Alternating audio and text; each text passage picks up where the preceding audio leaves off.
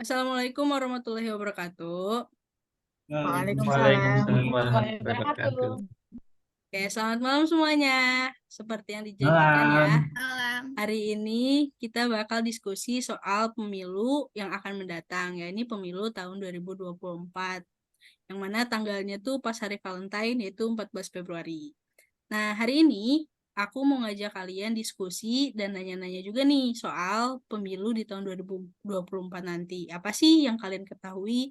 Atau ada nggak sih isu-isu dan permasalahan yang kalian concern atau pengen kalian bahas di dalam diskusi kali ini?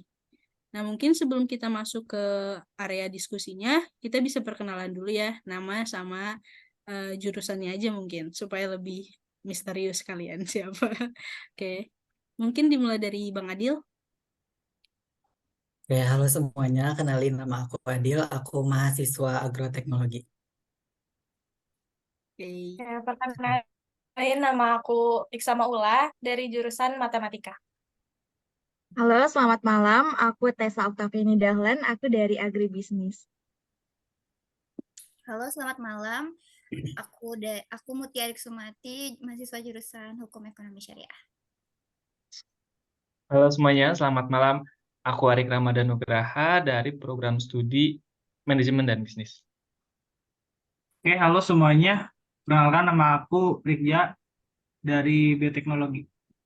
Oke, berarti kita jurusannya beda-beda banget ya. Jadi bakal ketahuan nih, gimana sih pandangan kita soal politik dan pemilu yang kita ketahui dengan latar belakang berbeda-beda ini. Nah, sebelum masuk ke area seriusnya nih, aku mau nanya dulu, ini pengalaman nyoblos kalian yang keberapa sih pemilu 2024 ini? Pertama atau kedua atau kalian udah sering nih? Aduh, Aku Yang pengalaman keberapa? kedua. Oh, pengalaman kedua. Kalau yang lain? Kedua juga, Kedua Kak juga. Tessa? Kedua juga. Kedua. Wah. Ada yang pertama nggak? Aku Kamu pertama. Aku pertama. Siap. Berarti di sini Kak Muti sama Kak Ula doang yang masih muda ya. Yang lainnya udah berpengalaman. masih belia ya. Oke. Oke. Tapi yang baru pertama kali mau nyoblos tahun 2024 nanti udah tahu belum sih tata cara nyoblos gimana? Atau kalian harus nyoblos di mananya nih buat supaya surat suara kalian sah? Tahu gak Kak Muti sama Kak Ula? Harus nyoblos di mana? Jujur belum tahu sih kalau aku. Belum tahu. Belum tahu, Kak. Mungkin yang yang udah pernah nyoba nyoblos sebelumnya bisa kasih informasi nih ke Kak Muti sama ke Kak Ula. Boleh Kalau aku nyoblos ya. di angkanya bisa kan ya? Di angkanya. Oke, Bang Rikja ada di Boleh. mana nih? Ada tips and triknya nggak? Di area kotak gak sih? Kan dikasih kotak kan. Jadi di area kotak Mm-mm. itu. Oke. Selanjutnya nih, menurut kalian pemilu itu apa sih gitu? Kayak menurut kalian yang dari kan kalian beda-beda nih latar belakangnya. Secara awam aja, menurut kalian pemilu itu apa sih? Ada yang mau jawab gak? Siapa duluan nih? Bang Arik mungkin Bang Arik bisa ngejawab apa sih pemilu itu? Eh, Kalau dari sudut pandang aku ya sebagai orang awam yang belum pernah dan kurang pengalaman politiknya, menurut aku pemilu itu partisipasi rakyat untuk menegakkan demokrasi dari sebuah organisasi khususnya negara ya. Karena karena menurut dari pengalaman dan pengetahuan aku sendiri, pemilu itu adalah salah satu bentuk dasar pilar dari demokrasi, di mana rakyat sendiri itu memiliki hak untuk memilih para pemimpin mereka untuk 5 tahun ya, 5 tahun yang akan datang. Jadi kayak gitu sih Oh. kurang lebihnya. Kalau yang lain gimana? Apa setuju nih sama Bang Arik? Mungkin setuju semua ya, karena dari yang kita tahu juga pemilu itu emang tempatnya rakyat buat menyuarakan suara mereka gitu, emang punya hak untuk memberikan suara. Mana suaranya itu penting banget karena kita bakal milih siapa pemimpin kita 5 tahun ke depan. Mungkin itu sih. Tapi berarti penting nih ya pemilu menurut kalian tuh? Atau ada yang nggak setuju nih? Merasa bahwa pemilu itu sia-sia aja gitu? Ada gak? Atau kalian setuju penting untuk memilih pemimpin? Penting sih, karena Pada kayaknya detik sampai ini sih saat ini, ngerasa pemilu penting. Penting. iya, Penting ya. Bang Adil karena mungkin seperti apa? belum ada cara pemilihan lain ya, selain Hmm. melalui pemilu atau voting. Apalagi karena negara Indonesia demokrasi ya. Tuh, Dan pemilu jadi cara paling besar, maksudnya jadi warga itu berpartisipasi paling besar tuh dalam pemilihan umum itu gitu. Atau tapi menurut kalian apakah rakyat itu dalam pemerintahan atau dalam politik tuh emang cuman pada saat pemilu aja atau gimana nih menurut kalian suaranya itu masyarakat perannya? Hmm, enggak setiap pemilu aja, Nggak setiap setiap pemilu pemilihan aja calon ya? pemimpin. Atau misalnya dari aspek-aspek lainnya juga bisa ya berarti. Bisa. Oke, selanjutnya nih, kan kalau misalnya kalian mau milih presiden atau siapalah, eksekutif dan legislatif lainnya, pasti kan kalian harus tahu dulu nih siapa orangnya atau visi-misinya kayak gimana sih, track recordnya gimana sih nih orang mau jadi presiden kita.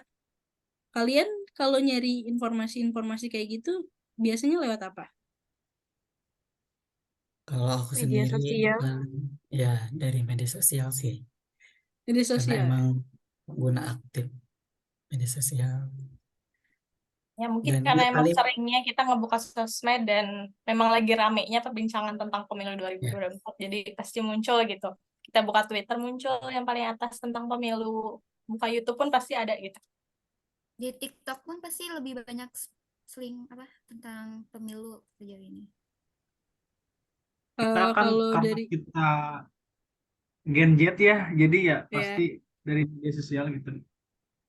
Kalau menurut kalian dari misalnya kan tadi ada Twitter, terus tuh sekarang udah X ya, sorry. Dari X, terus tuh Instagram sama TikTok dan lain sebagainya itu paling sering kalian lihatnya di mana tuh? TikTok sama kayaknya Twitter. kayaknya Tergantung tergantung dan X. masing-masing dari kitanya nggak Iya sih? sih. Ya, Mungkin Kayak kita sebagian sendiri. orang kayak kalangan yang lebih tua atau ibu-ibu, bapak-bapak biasanya dari Facebook gitu kan, Oh, lebih Facebook. lazim. Ya, Ya. tergantung kita sendiri diem di mana. Iya. Terus kalau selain dari media sosial ada gak sih kayak dari teman atau dari peer to peer dan lain sebagainya gitu? Ada gak? Ada loh pasti. Ada. Contohnya saya kebanyakan informasi itu datang dari keluarga karena keluarga tuh sering ngebahas tentang pemilu, terus sering ngebahas tentang presiden, terus juga topik-topik trending topik yang ada di sosial media tuh sering dibahas di dalam perbincangan keluarga juga. Jadi sedikit banyaknya jadi masuk juga ke telinga kita gitu. Meskipun kita nggak nyari tapi terdengar juga pada akhirnya ke telinga kita gitu sih. Kalau aku sendiri kebanyakan dapat info terupdate gitu terkait politik atau pemilu tuh dari teman. Karena ketika waktu luang, mengisi waktu luang untuk menuju kelas selanjutnya tuh kebanyakan pada berdiskusi tentang pemilu atau tentang capres-capres pada saat ini gitu. Oke. Berarti banyak banget ya. Minimal kalian udah tahu lah ya kasarnya apa aja nih visi misi sama gimana sih calon-calon presiden kita ya. Atau kalian udah ada gambaran belum sih dari informasi yang kalian dapetin itu mengenai calon-calon presiden kita?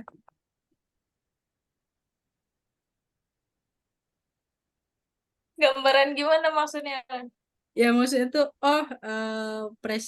calon kita yang ini tuh kayak gini, calon yang kedua tuh kayak gini. Kan kita ada 3 calon nih kan, lebih banyak nih dari Oh, pemilu sebelumnya nih. Ngerti kan? Maksudnya kalian udah dapat gambaran kasar mengenai perbandingan antara satu dengan yang lainnya gitu. Cukup hmm. mendapatkan sih kalau aku pribadi. Kalau Kalau yang dari lainnya aku gimana? sih, kalau dari aku mungkin kita kan sebagai milenial gitu dari Gen Z juga. Jadi harus bijak-bijak dalam baca berita juga sih. Kadang kita ke distract gitu kan ya, di media sosial tuh banyak berita-berita yang mengusung calon ini atau calon itu. Jadi kayak kita seolah-olah terbawa oleh si berita tersebut gitu. Jadi mungkin eh kita juga harus dibarengi dengan melihat fakta-fakta yang beredar yang ada gitu. Jadi eh harusnya sih kita lebih bijak dalam memilih juga. Alright. Tapi kalian pernah nggak sih kalau misalnya kayak ngedapetin berita pas kalian scroll itu, ngedapetin hal-hal yang kayak hoax, atau menurut kalian tuh kayak, ih kok beritanya kayak gini sih gitu, atau yang nggak masuk akal lah gitu. Banyak Mungkin sih kalau lebih menurut ke aku. Banyak. lebih ke judul-judul yang eye catchy ya, kayak misalkan waktu lagi ada video debatnya calon, misalkan calon 1 dengan calon 3, kemudian diberikan judulnya tuh yang kayak eh, debat panas gitu-gitu loh, kayak banyak informasi yang kayaknya pas dilihat tuh nggak separah itu gitu, maksudnya calon yang pertama tuh nggak sekasar itu, nggak sepanas itu gitu. Jadi biasanya Iya. lebih ke berita-berita yang kayak Tolong gitu sih. bukain. Ya, apalagi kalau sekarang tuh ada buzzer-buzzer gitu kan, yang Mm-mm. makin manas-manasin. Terus kita jadi, kayak tadi Rikza bilang, kita jadi ke distract gitu. Kayak misalnya kita udah, oh kayaknya kita mau milih nomor sekian deh. Terus tiba-tiba scroll TikTok atau scroll X gitu. Terus ada komen-komen dari buzzer kayak bla bla bla bla. Terus kayak kita langsung mikir, ini bener gak sih kayak gini gitu. Terus jadi kayak mikir lagi nih, beneran yang ini atau enggak ya yang kita pilih gitu. Itu sih yang jadi mungkin ya salah satu problematika, apalagi generasi sekarang tuh gampang banget ke distract. Oke, tadi kan kita udah ngebahas nih soal berita-berita yang katanya tuh catchy banget tuh sama hal-hal lainnya. Aku pengen ngetes literasi politik kalian nih, yang lagi panas banget tuh kemarin-kemarin. Dan kayaknya kalian pasti denger lah satu dua mengenai masalah-masalah atau isu lah ya, yang berkembang di calon debat kemarin, dan statement-statement yang udah dikeluarin dari para capres dan cawapres kita. Menurut kalian nih, misalnya isu mengenai yang paling panas dulu kali ya, atau mau yang apa? Yang sedang dulu. Semuanya panas. Yang Dulu panas dulu panas nih. sih. Yang paling hot itu kan kemarin tuh tentang batas usia capres sama cawapres kan. Kalian ada dengar-dengar gak soal masalah itu? Iya. I Ya. think semuanya juga denger sih beritanya. Oke, yang soal itu ya, yang batas usia capres cawapres tuh kan harusnya minimalnya 40 tahun nih. Tapi ternyata kalau kita punya pengalaman memimpin, memimpin apapun itu, enggak ya, memimpin dalam artian kita punya pengalaman sebagai wali kota atau gubernur atau kepemimpinan lah ya istilahnya, itu bisa mencalonkan sebagai cawapres. Nah, menurut kalian nih, dengan keputusan itu tuh gimana tuh? Atau kalian ada opini lah mengenai hal itu?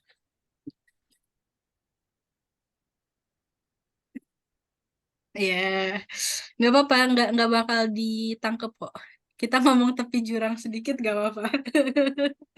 Dia takut Supaya takut ada rame diskusinya. kang baso itu malam-malam. Kalau Oke. ngomongin soal itu, yang pengalaman itu mungkin kayak aku jadi keinget, oh mungkin ada alasan kenapa orang-orang pengen jadi bupati, gubernur gitu. Terus apakah itu hanya sebagai jadi batu loncatan saja? Terus kalau misalkan tujuan dia ternyata bukan jadi gubernur, apakah eh, dia cuman sebagai main-main saja sebagai gubernur atau gimana gitu? Karena kan, aduh gimana ya? Soalnya presiden kita juga kan dulunya gubernur ya, maaf. Jadi eh, apakah tujuannya itu emang dari awal ke jadi presiden sebagai batu loncatan atau gimana gitu? Jadi menurut aku Kayak udah kayaknya lebih direncanain baik, gitu ya. jadi lebih baik mending 40 aja sih minimal. Gak usah Ya, tapi kan politik Menurut is aku itu a kayak, strategi. ya makanya, Aduh maaf ya, anak politik ngebela dulu nih. cut ya yang Oke, tadi, oke. cut ya, bagian aku. Enggak apa-apa. Oke, kalau yang lain gimana? Yang lain nih. Menurut kalian tuh bener gak sih? Oh, asalkan dia udah ada pengalaman ya nggak masalah jadi cawapres atau jadi capres. Bukan karena bapaknya or relatifnya punya kuasa, jadi kamu punya tiket buat nyalon gitu. Kan isu yang berkembang kan kayak gitu nih. Mungkin kalian punya perspektif lain gitu mengenai hal itu. Kalau aku sendiri sebenarnya kayaknya nggak terlalu masalah gitu ya. eh like semua tuh bisa mencalonkan diri. Cuman karena kan awalnya tuh ada aturan nih. Ada aturan 40 bukan tadi. Nah, Mhm. terus tiba-tiba aturannya diganti karena ada yang mau nyalonin di bawah usia 40 tahun dan kita tahu siapa orang tersebut. Nah, kalau misalnya ada satu momen yang ternyata orang lain yang memiliki tekad yang sama, terus pengalaman kepemimpinan yang sama atau lebih, cuman usianya juga di bawah 40 tahun dan mengajukan diri, kita nggak tahu gitu, bakalan segercep itu atau enggak sih peraturannya diubah gitu. Aku sendiri sebenarnya nggak begitu mempermasalahkan ya. Ada 35 tahun, 40 atau di bawah 40 tahun itu nggak masalah sebenarnya kalau dari aku. Cuman kayaknya dari adanya kegercepan ini tuh, ini nggak apa ya, mungkin nggak semua orang memiliki kesempatan yang sama gitu. Kalau misalnya tiba-tiba aku atau siapa gitu ya, orang yang udah pengalaman, tiba-tiba pengen calonin, belum tentu loh gitu aturannya secepat itu diganti. Hmm. Kalau menurutku. Berarti Arik sama Tessa adalah ya indikasi-indikasi ya bahwa ini backingannya kuat juga ya. Oh my bisa God. bisa langsung jadi. Aduh, Jadi ya kayak apa ya monarki apa. ya. Ap- Tapi jerah nggak apa-apa. Tapi tolong itu ya disadari bahwa kita nggak punya backingan, jadi tolong keep it red 13 tahun with PJ. Enggak sih, kan kita cuma mengutarakan pendapat aja gak sih sama realita yang Betul. ada. Dan aneh juga gak sih kalau misalnya kayak opini-opini yang mungkin kayak tepi jurang gitu, terus kita nggak punya kuasa kayak ya gimana lah kayak orang-orang yang udah stand up di TV gitu. Terus tiba-tiba kita dibui atau ditangkap sama polisi. Kalian sering kan dengar-dengar mengenai kayak gitu tuh? Nah, menurut kalian gimana sih? Sebagai anak muda nih yang pengen mengutarakan opininya, ya kan opini mah terserah ya. Sebagai negara demokrasi sebenarnya gimana sih idealnya menurut kalian mengenai permasalahan gitu tuh benar gak sih atau gimana? Atau emang kalian setuju gitu? Ya kalau opini kamu ngerusak pemimpin atau kayak indikasi menghina gitu ya nggak apa-apa dibully gitu. Ya, nah. Kalau dari aku sendiri, untuk pasti akan selalu ada aja yang menentang gitu ya kan, yang namanya manusia gitu kan. Sekelas kalau kita berbicara tentang agama, sekelas Nabi Muhammad aja ada yang menentang gitu.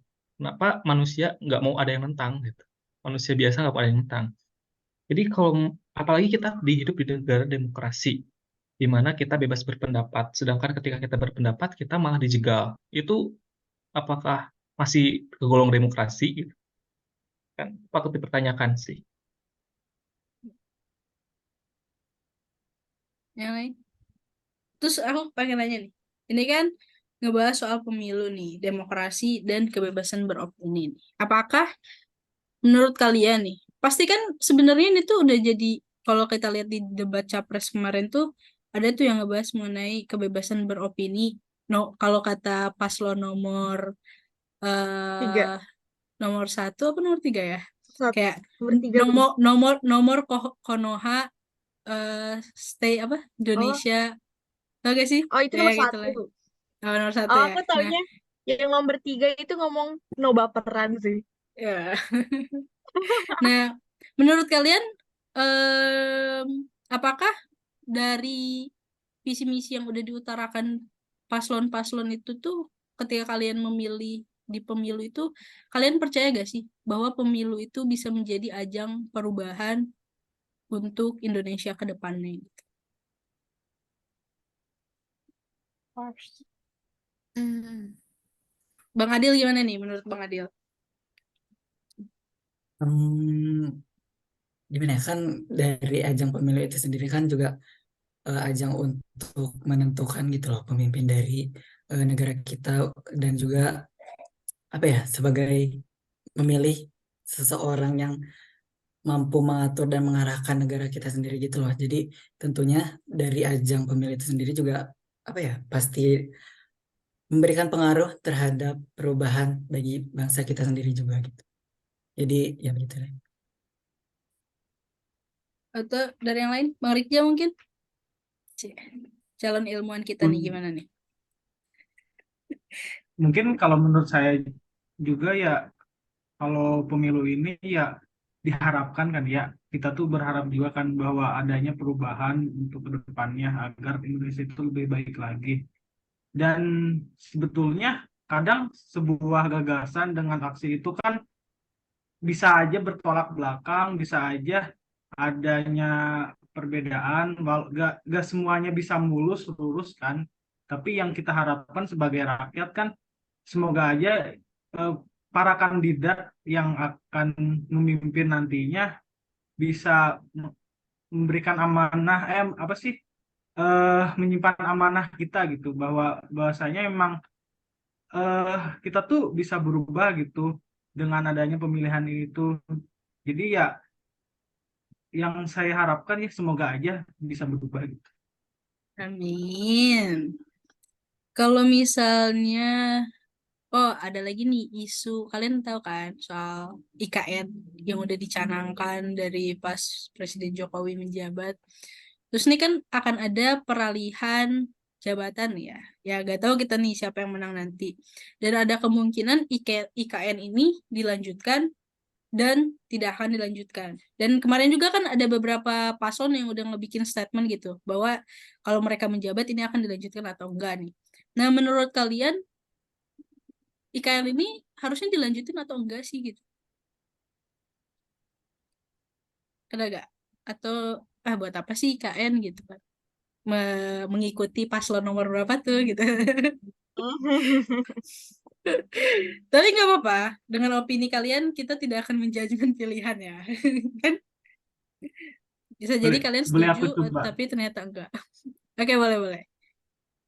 Kalau dari aku sih ya, karena eh, di IKN itu kan pembangunan segala macamnya sudah mulai kan ya, Ya, beberapa udah gitu. mulai. Jadi kalau menurut aku ya, kalau misalkan memang nanti misalkan yang jadi presiden itu apakah akan melanjutkan atau tidaknya, kalau menurut aku sih lebih ke bukan jadi ibu kota, tapi memang ada pengembangan eh, kemajuan di Kalimantan gitu. Karena sebetulnya eh, ibu kota itu di Jakarta itu kan masih banyak ya yang perlu dibenahi juga gitu, dan juga bukannya malah memberikan solusi, tapi bisa saja kan ya memberikan masalah baru gitu, karena tidak semudah eh, apa sih memindahkan saja gitu. Banyak aspek-aspek yang harus dibenahi juga gitu. Gak hanya di pembangunan infrastruktur aja gitu. Banyak eh, dari segala macam aspek juga. Kalau dari pandangan saya sebagai yang berkecimpung di ilmuwan ya, di penelitian gitu, memang untuk apa sih yang riset-riset itu kan udah banyak sekali dicanangkan di daerah Jawa gitu. Lebih banyak tuh di daerah Jawa kan, seperti industri dan lain sebagainya. Jadi memang kalau menurut saya sih lebih ke pembangunan infrastrukturnya emang ditingkatkan gitu di Kalimantan, tetapi tidak untuk ibu kota gitu. Mungkin dari aku sih gitu ya. Yang lain gimana? Kamu Ti mungkin? Mungkin aku mau nambahin Tanggapi. dikit. Oh, boleh Bang Arif. Kalau aku sih setuju ya.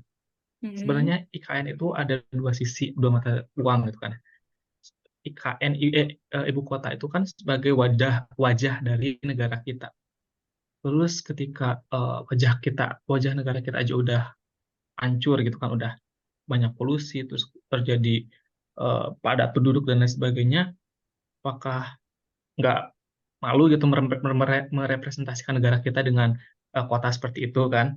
Tapi di sisi lain kita juga dihadapi dengan kebutuhan gitu, bukan kebutuhan sih. Kalau di dalam manajemen Indonesia itu tingkat infrastruktur atau pelayanan pabriknya itu ada di peringkat ke-77 kalau nggak salah ya di dunia dari segi manajemen ya.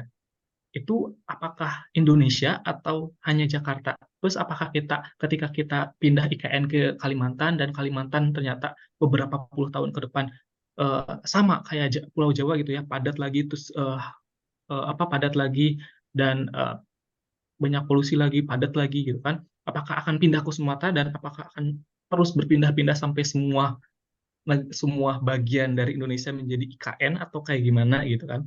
Jadi sebenarnya tujuan dari pemindahan ibu kota itu sebenarnya itu apa gitu. Saya sebenarnya belum paham inti dari pemindahan dari ibu kota itu sendiri karena mungkin emang saya nggak berkecimpung di dunia politik ya karena jadi kurang informasi. Tapi yang jelas eh, lebih baik infrastruktur lebih baik sumber daya yang kita miliki untuk memindahkan IKN itu disebar saja ke daerah-daerah lain. Jadi pembangunannya itu rata gitu, nggak terpusat ke satu saja menurut saya seperti itu.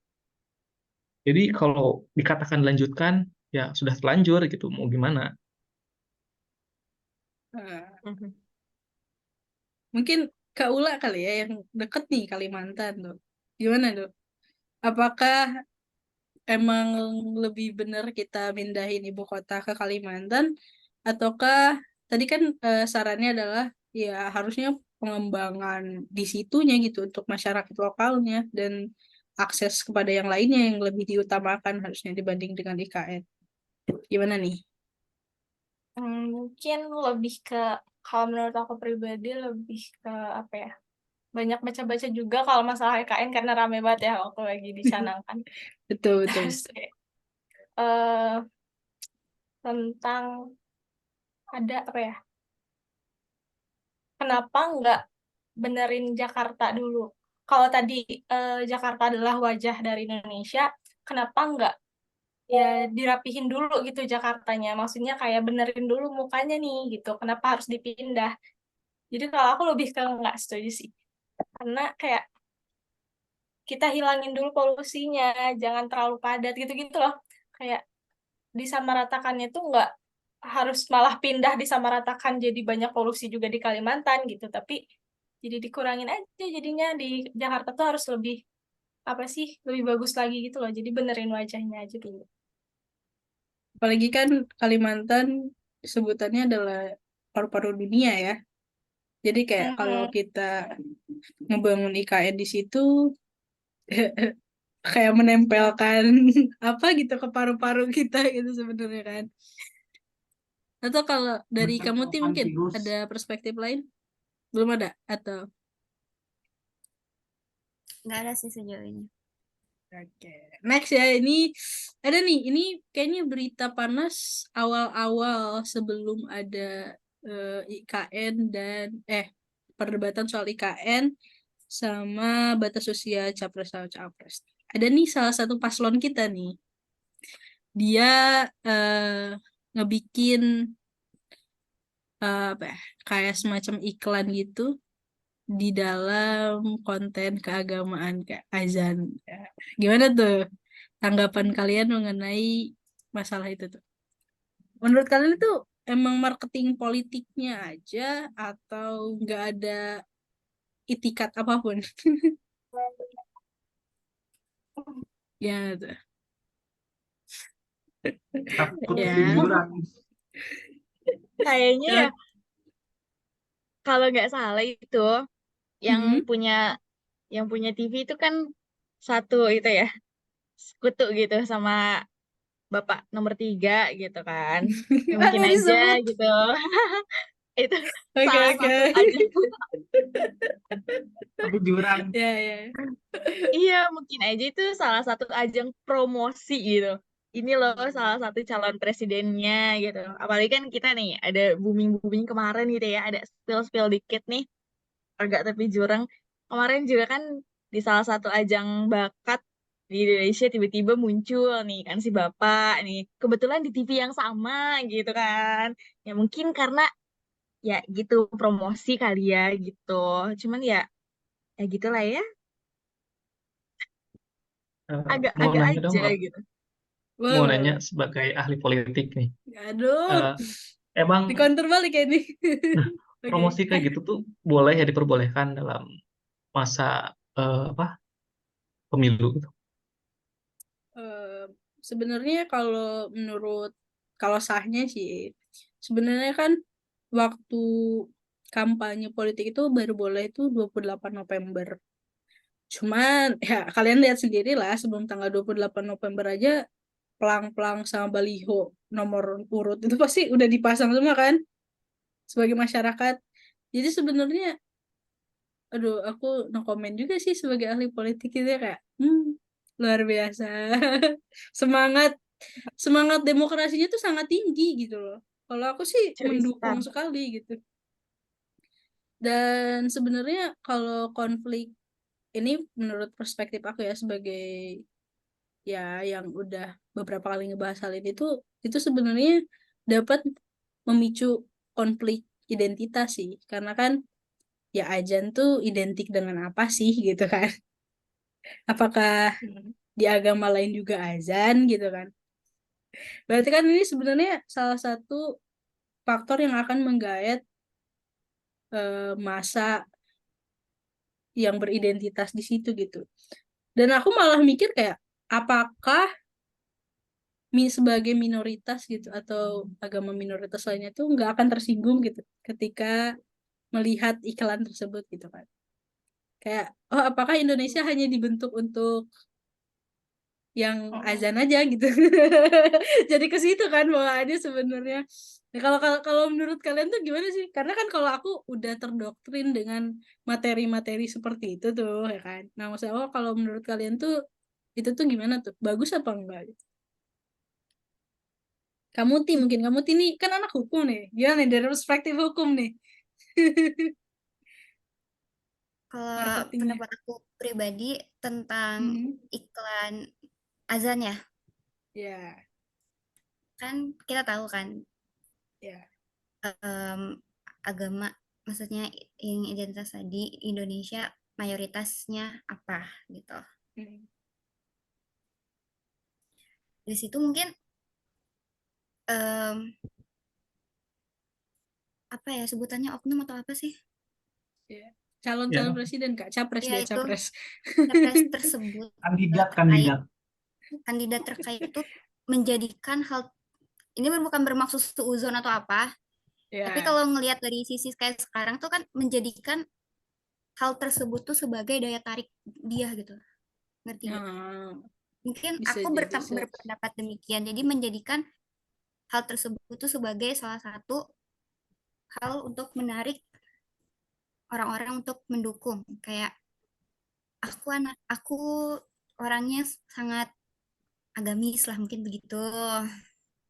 Mungkin. Oke, iya iya iya. Jadi di sini Jadi kayak membangun menjadikan citra ya. membangun citra yang baik lah ibaratnya. Jadi itu sangat-sangat ya entahlah ya.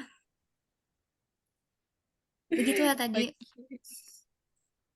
Berarti kalau aku nilai literasi politik kalian luar biasa ya. Berarti udah bisa gitu menanggapi hal-hal yang berbau politik. Karena berarti dari latar belakang apapun di Indonesia tuh politik tuh memang isu yang sangat menarik untuk dibahas gitu ya. Meskipun kan kita kan dari latar belakang yang berbeda-beda gitu. Dan punya perspektif yang lebih kaya juga gitu ketika kita berdiskusi mengenai hal ini gitu. Meskipun kita belum nyemplung ke situ gitu. Ada yang tertarik untuk nyemplung mungkin di masa depan? Aduh, Mungkin Yang Kalana, ambil hukum, mungkin yang ambil hukum dan politik. Iya. Bisa. kebetulan maaf tidak tertarik. jujur boleh gak sih? Boleh dong. Politik Nggak, itu aku mau itu pertanyaan satu sih, Lan, yang tadi apa? yang iklan tuh, kok gak ngikutin apa sih? Kok partnernya gak diikutin sih? Kenapa cuma sendiri coba? Waktu itu dia belum punya partner. Waktu itu Oh dia iya belum ya. punya Oh, partner. Ya itu kan? jauh banget ah. Jauh banget Ya, sebelum adanya. nggak jauh banget sih. Cuman kan pergerakan politik itu kayak cepet gitu, Shinkansen ya. Jadi hari ini gimana, hari itu gimana. Kayak kalian lihat lah kalau manuver-manuver partai politik. Aduh, kalau itu jauh Marketing bahasannya lah sih. ya. Tapi menarik untuk dibahas tuh. Mungkin aku bisa menarik ke kalian gitu S2-nya ilmu politik kan.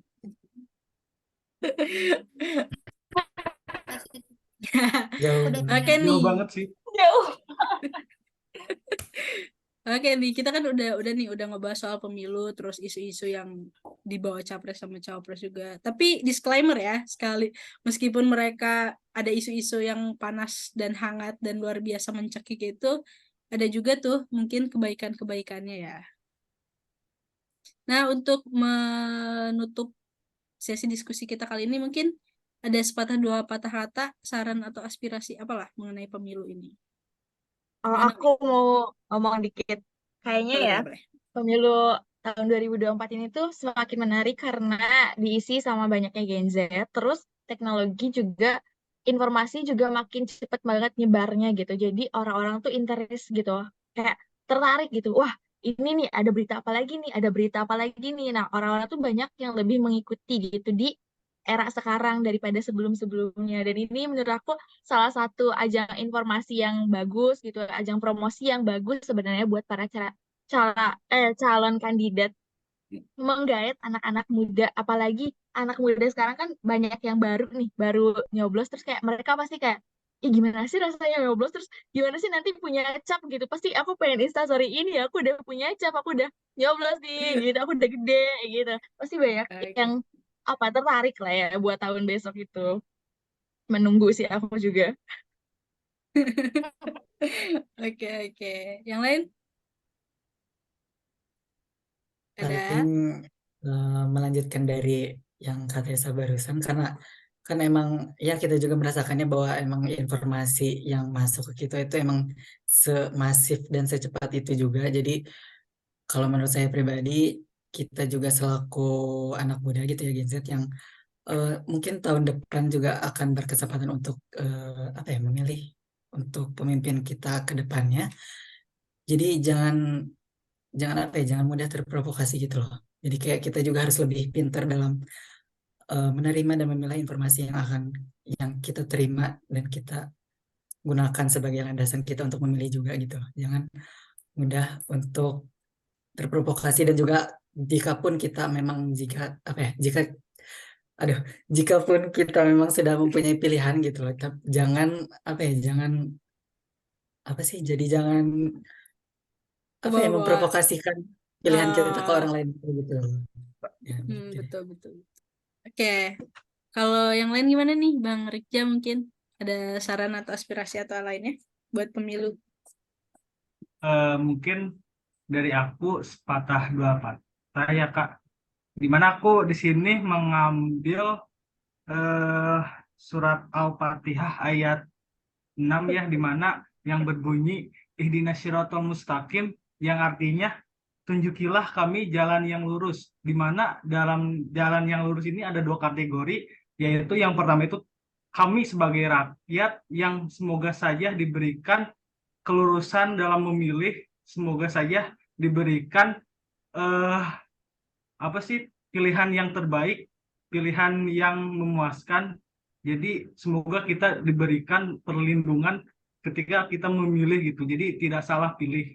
Yang kedua itu ada di kami itu diartikan sebagai kandidat yang nantinya akan eh, salah satu kandidat yang akan mengamanahkan eh, apa yang mereka utarakan. Jadi semoga saja eh, calon pasangan calon yang terpilih semoga saja diberikan jalan yang lurus, diberikan di mana satu gagasan yang kemarin mereka utarakan, semoga si opini tersebut searah dengan apa yang dikatakan gitu. Apa sih perbuatan dia dan ucapan tuh searah gitu. Saya sih berharap seperti itu karena banyak sekali kan opini bagus tapi aksi jelek. Jadi lebih baik sedikit bicara banyak aksi. Kalau dari saya segitu. Luar biasa ya Allah. Akhirnya diingatkan kembali kepada sebenarnya siapa pencipta kita ini ya. Oke, mungkin Insya ada anak Allah. UIN juga nih. Aduh, mungkin ada nih bisa menandingi saran dan usulan yang diberikan Bang Rikja nih. Mungkin gimana nih kamu Ti? Ada balasan ayatnya nggak nih? Atau apalah? Saran untuk pemilu dan generasi Gen Z yang akan memilih nih. Gimana kamu Ti? Sebagai calon pemilih pertama juga kan 2024 nanti kan? Ya, kalau untuk yang berjanji tadi saya hanya mengapresiasi saja, Masya Allah sekali. Oke. Gak ada counternya ya kayak itu udah final ya.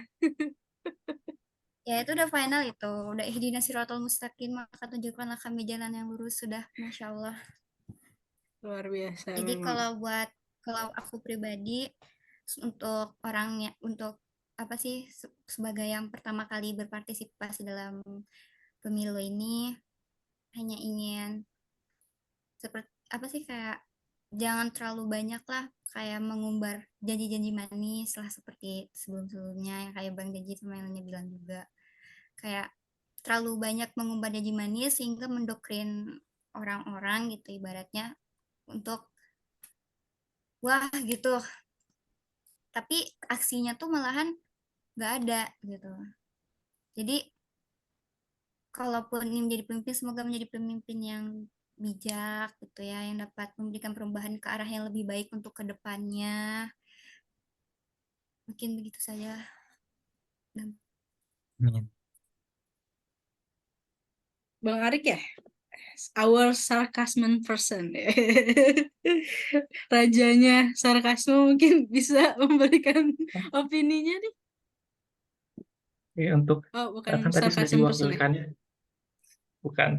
Tadi sudah diwakilkan dari yang jurusan agama, mungkin sekarang dari yang jurusan materialistis ya. Oke. Dari Mantap saya ini. mungkin kita harus, ketika kita memilih, kita harus berhenti terpaku pada satu pilihan. Jadi kita harus, kalau ingin mengevaluasi, evaluasi semuanya agar terlihat yang mana yang lebih baik. Jadi kita tidak hanya terfokus kepada satu. Kalau kita terfokus kepada satu, kita hanya ingin bahwa yang satu pilihan ini tuh jadi yang terbaik. Padahal belum tentu ini yang terbaik di antara pilihan-pilihan yang lain gitu. Jadi ketika kita ingin memilih, lebih baik kita evaluasi semuanya agar kita bisa tahu yang mana yang paling baik. Be wise. Terima kasih. Yeah, the last from our King of Mathematics. Oh, Queen ya, sorry. Queen of Mathematics. Gimana nih menurut rumusnya nggak, mungkin Kak Ular? ada sinyal mengenai kayak pengukuran siapa yang lebih gitu. Nggak ada, Bisa nggak ada. diprediksi lah. Yang lancip, yang siku-siku. Pakai algoritma. Yang sama Sisi gitu. Bisa. Nggak Mungkin ada, pakai nggak ada, coding. nggak ada. Nggak bisa ya, nggak bisa diukur dengan Oh, nggak bisa ya. matematika. Kalau aku pribadi setuju sama Resa apa Adil ya? Kayaknya Adil. Lebih setuju sama Adil karena sebagai kitanya gitu. Maksudnya buat kitanya itu kayak bersaingnya sehat gitu. Jadi sportif lah kalau kita mau milih satu, nggak perlu menjelek-jelekan pihak lain. Jadi kalau misalkan memang mendukung ya dukung aja tanpa menjelek-jelekan pihak lain. Itu aja sih. Cinta damai sekali tim diskusi kita hari ini. Insya Allah. Luar biasa. Tepuk tangan dulu untuk kita semua. Masya Allah. Oke, mungkin kesimpulan dari diskusi kali ini ya. Yang pertama, berarti generasi Z diwakilkan oleh kita-kita ini. Inginnya tuh pemimpin yang kalau ngomong jangan wah doang, tapi aksinya ya gitu ya kan. Tapi pengen yang ngomongnya wah dan aksinya juga wah gitu. Yang pertama tuh. Terus untuk saran untuk para pemilih pemula yang tadi udah disebutin, jangan saling memprovokasi yang akan menyebabkan konflik gitu. Karena for your information aja nih, sekarang yang konflik tuh bukan masyarakatnya, tapi partai politiknya sebenarnya. Tahun 2024 ini pemilunya yang konflik bukan lagi cebong kampret gitu, tapi aduh itulah. Kalian kalau Cebong lihatnya kampret udah itu damai. ya udah damai ya cebong kampret sekarang. Udah Udah. dilanjutin sama keturunannya gitu, meskipun yang itunya masih leluhur. Oke, apa ya?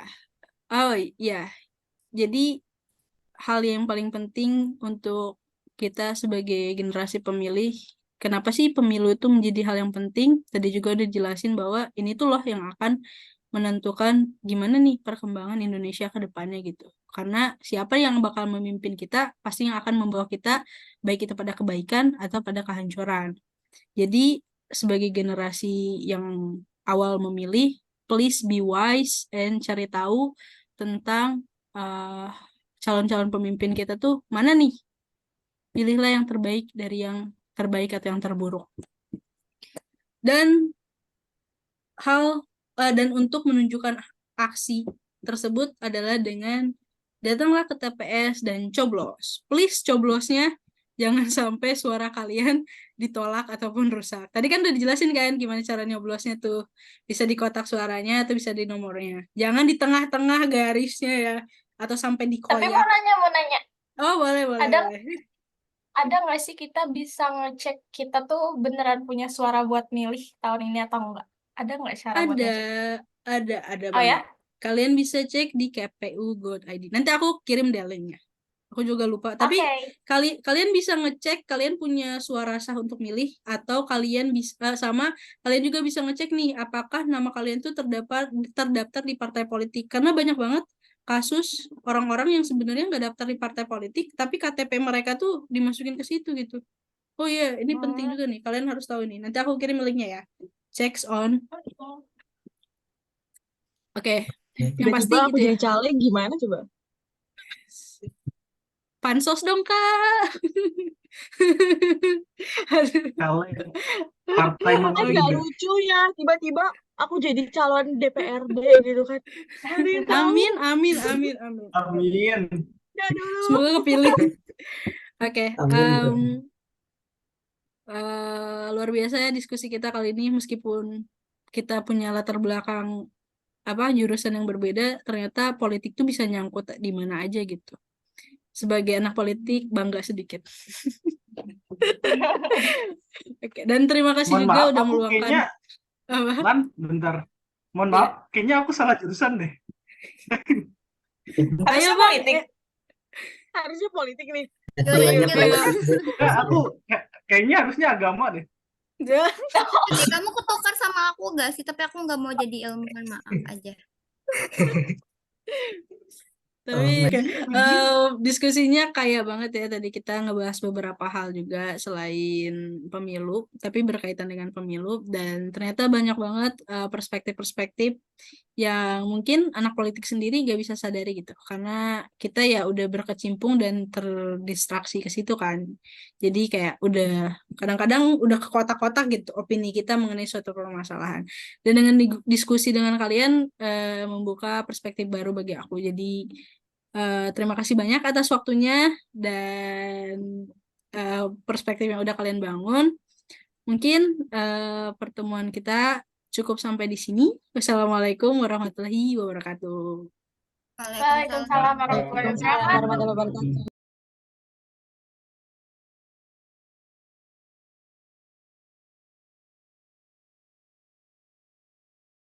Dan jangan lupa Take a picture. guys, karena kita udah nggak formal sekarang, please kenalkan kami dari komunitas Healing Gaze. Aku baru aja ngelempar bantal. Keren udah nggak formal. Jadi komunitas Healing Gaze itu apa? Coba Bapak Ketua mungkin bisa lebih menjelaskan. Yang rapi, anak Healing Gaze. Healing guys. Apa ya, aku lupa. Silahkan Bapak Ketua. Udah Saya udah pindahin lupa, ke tengah udah dulu lupa. Bapak Ketua supaya di center. Nah, gimana nih Udah Bapak center Ketua? dari Ngikut pamor aja. Mungkin nanti ada 2 orang lah yang nonton di YouTube. Buat yang nonton jangan judge saya, mohon maaf. Iya, buat Sama yang sekali nonton jangan judge saya. Disclaimer ini opini pribadi. Opini Yes. pribadi. Mohon maaf bila perkataan saya menyakiti. Tolong jangan Please check ditangkap, on Pak. our Instagram and our TikToks. Kita punya X gak sih? Healing Punya? Enggak punya. Enggak punya. Enggak, biar akan biar dibuat aku oleh yang Mutiari Kusumati karena dia adalah expert on X. Aku sih tim Twitter. Nice. Me too. Twitter is my si pride. Adil trade gak sih? Twitter. Siapa yang logonya masih burung biru? Ayo. Aku. Aku. Udah premium. One install X. Ya aku juga. Oke, jangan OOT. Arik cepet explain. Ya, Burem. jelaskan. Burem Mau gak kelihatan. explain ya?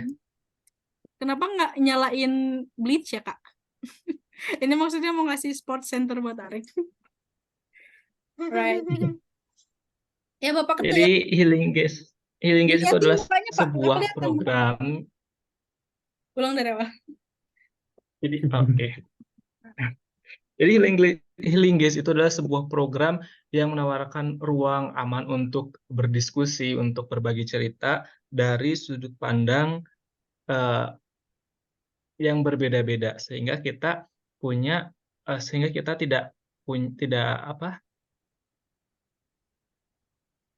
jadi kita menghargai setiap cerita dari versi kalian masing-masing. Jadi kita tidak ada yang benar dan salah, tapi lebih ke semua orang itu benar dengan perspektifnya masing-masing. Hanya saja setiap orang itu punya perspektif yang berbeda-beda. Jadi kita mendukung hal tersebut. Alright. Berarti ini tuh ruang aman buat semuanya ya. And if you wanna share a story, kalau mau share tentang story kalian yang mungkin bisa aneh, bisa atau banyak yang kontra dengan hal itu, please DM us on Instagram or TikTok or anything. Karena kita pasti bakal nerima. Terima kasih banyak atas waktunya dan perspektif yang udah kalian bangun. Mungkin pertemuan kita cukup sampai di sini. Wassalamualaikum warahmatullahi wabarakatuh. Waalaikumsalam warahmatullahi wabarakatuh.